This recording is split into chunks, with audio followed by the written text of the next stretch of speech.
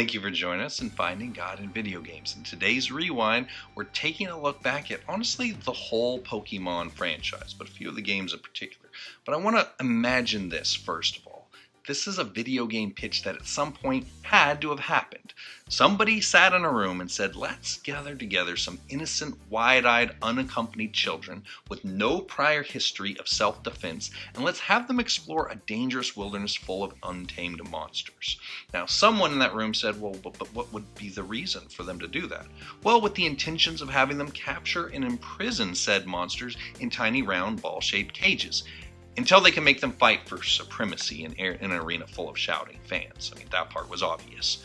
Now, that sounds more like the beginning of kind of a merging of Hunger Games and Jurassic Park, if you ask me. But here we are in a world where that combination of those concepts has yielded one of the most recognizable franchises in the world of gaming, cinema, television, and merchandising. And the addiction begins again and again and again every time they launch a new title. You don't have to be a Pokemon fanatic to know that one of the most famous taglines in the history of video gaming is, gotta catch 'em all. I mean, to be honest, you can't even hear those words without hearing that song in your head. I'm sure of it. And unfortunately, while every Pokemon character from the previous games doesn't always make the journey into the newest Pokemon title in the franchise, there are still hundreds and hundreds of Pokemon to catch, train, and evolve into their various transformations each time. The new characters in each game are as lovable as any previous Pokemon. Most of our favorites tend to come forward, and then there's typically some huge gameplay enhancements over previous Pokemon titles. The idea of carrying these pocket monsters around for the purposes of combat made me think of something, honestly, a good deal more serious, but every bit as prevalent in our lives as a bunch of annoying Zubats hindering our progress in the world of Pokemon. Each of us, whether consciously or subconsciously, carry our own virtual pocket monsters into our real world each and every day. We just don't always know that's what's happening. I should probably explain that, though. Every experience we have in life creates a fresh perspective and a new approach on how we deal with similar situations when they come up again. I mean, think about it. Go back to your early childhood. We didn't learn that the stove is hot by listening to a parent's expert advice. No, we normally figured it out by touching it, feeling the painful realization the heat is quite undesirable on our fingertips, and then staying far away from it going forward.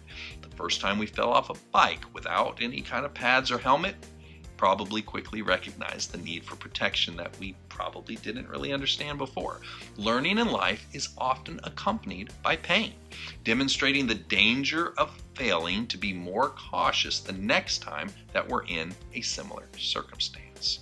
Unfortunately, most of the time, these take the shape of negative responses to future incidents that remind us of our previous painful losses. When we're the recipient of a hurled insult, an unprovoked attack, a betrayal by a loved one, or any act of sexism, racism, ageism, or any of the other isms that we experience in life, we tend to have a similar response. We lose the battle, but we intend to win the war by ensuring this won't happen to us again.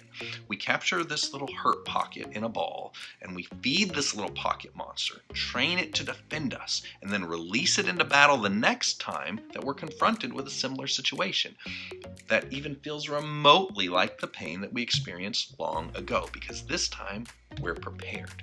We even carry these specific little pocket monsters with us, carefully trained for every circumstance. We have what would be the equivalent of a rock-type Pokemon that we can unleash with bitter and harsh words when we feel slighted. We have electric-type Pokemon that are prepared to go to battle as soon as we hear someone use the wrong tone with us. Over the years, we carefully hone our responses like a master Pokemon trainer, always ready to engage in battle so we can prevent ourselves from being hurt the same way again. I mean, how many times have any of us, myself included, blurted out a hateful verbal comeback without thinking, and then immediately wish we could take back those words as soon as they left our mouth? Or immediately raised our defenses at a perceived insult and launched an attack with full ferocity, only to find out that the provocation was simply a misunderstanding. Maybe it was even something as simple as a misspelled word in a text. This is the result of years of building up what the Bible calls in Hebrews 12 a root of bitterness. So here's the big question. How do we know if we've allowed a root of bitterness to become planted in our lives? Obviously, even followers of Christ can allow these bitter seeds to find a place in our hearts. And if they're not identified and pulled up by the roots, they can not only steal our joy, but they can even obscure our view of Christ. The answer to the question, what do we do about a root of bitterness, is actually found at the beginning of that verse when it says, pursue peace with all people.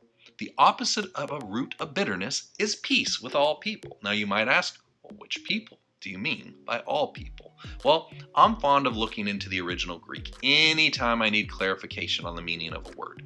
And this one does not disappoint. Are you ready? The word all found in this verse is the Greek word meaning, now we're going to go real deep here, all right?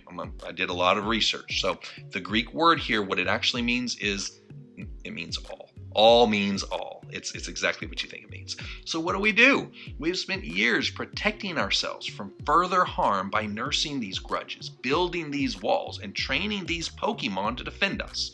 Now, what are we going to do? Just release them back into the wild? Now, Peter is one of my favorite people in the entire Bible, and he clearly struggled with the idea of just letting things go as well.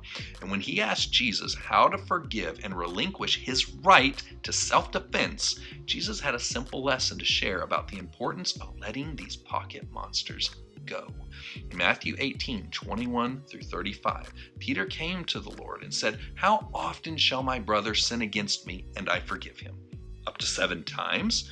Jesus said to him, "I do not say to you up to 7 times, but up to 70 times 7. The kingdom of heaven is like a king who wanted to settle accounts with his servants. And when he had begun to settle accounts, one was brought to him who owed him 10,000 talents. But as he was not able to pay, his master commanded that he be sold with his wife and children and all that he had, and payment be made. The servant fell down before him, saying, 'Master, have patience with me, and I'll pay you all.' The master of that servant was moved with compassion, and he released him and forgave him the debt. But then that servant went out and found one of his fellow servants who owed him 100 denarii. And he laid hands on him, took him by the throat, and said, 'Pay me what you owe.' So his fellow servant fell down at his feet and begged him, saying, 'Have patience with me, and I will pay you all.' But he would not. And he went and threw him in prison till he should pay the debt. So when his fellow servants saw what had been done, they were very grieved. They came and told their master all that had been done. The master, after he had called him, said, 'You wicked servant, I forgave you all that debt because you begged me. Should you not also have had compassion on your fellow servant, just as I had pity on you?' The master was angry and delivered him to the torturers until he should pay all that was due to him. So my heavenly Father will also do to you if each of you from his heart does not forgive his brother his trespasses." If we truly understand that the Lord is the one that will fight our battles, we will no longer feel the need to build and bring our own personal, insignificant weapons of warfare to this battle.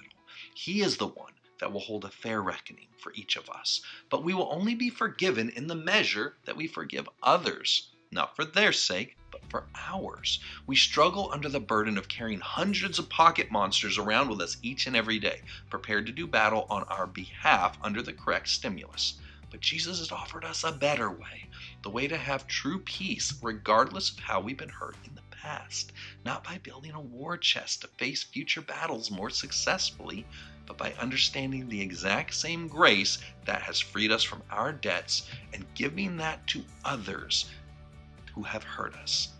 We're not asked to, we're commanded to. Now, we may have not committed the same offenses to others as people have done to us, but this is not designed as an equitable process. I have a harsh reality for all of us that I've had to accept as well. Without the grace of Christ, I am the villain in other people's stories. Either by misunderstanding or intention, my sins have hurt others, just as others have hurt me. I have been the stove that has burned others on more occasions than I can count, but because of the grace of God, I have been freed from those failures. And because I'm grateful that His grace has covered my many sins, the only way that I can keep His peace alive in my life is by offering it to others as freely as I have received it. We may not receive the closure that we'd like from those who have hurt us in life, but we can ensure that we offer it freely to all we come in contact with and kill that root of bitterness before it grows into a giant tree that shades everything we do in our lives. So please join me in releasing all of these Pokemon pocket monsters that we've been catching all this time. We've spent years collecting them, training them, and developing them to protect us. And let's instead learn the true meaning of turning the other cheek. Freedom from bitterness is not a power that resides in those who have hurt us, abused us, and betrayed our trust. It is a power that lives in us once we choose to allow Christ's love to do what we could never have done on our own, letting all of these hurts go.